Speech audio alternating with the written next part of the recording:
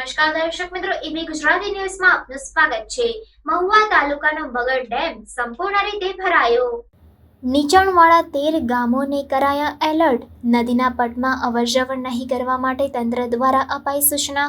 પંથકમાં આવતા તલાટી મંત્રીઓને સ્ટેન્ડ બાય રહેવાની તંત્ર દ્વારા તાકીદે સૂચના આપી દેવામાં આવી। સાથે સાથે તાલુકાના ડેમના નીચાણવાળા ભાગમાં આવેલ બગડ નદીમાં ઘોડાપુર જેવું પાણી વહેતું થયું। છેલ્લા 2 દિવસથી ઉપરવાસમાં વરસેલા વરસાદને કારણે સિઝનના પ્રથમ વખત ડેમ ઓવરફ્લો થયો। ગત મોડી રાત્રે ડેમ સંપૂર્ણ ભરાઈ ચૂક્યો હતો। હાલ ડેમની સપાટી કરતાં વધારે પાણીની આવક થતાં ડેમના ઓગન પરથી પાણી વહેવા લાગ્યું। બગડ સિંચાઈ યોજનાના અધિકારી દ્વારા સવારે ડેમની વિધિવત પૂજા કરવામાં આવી।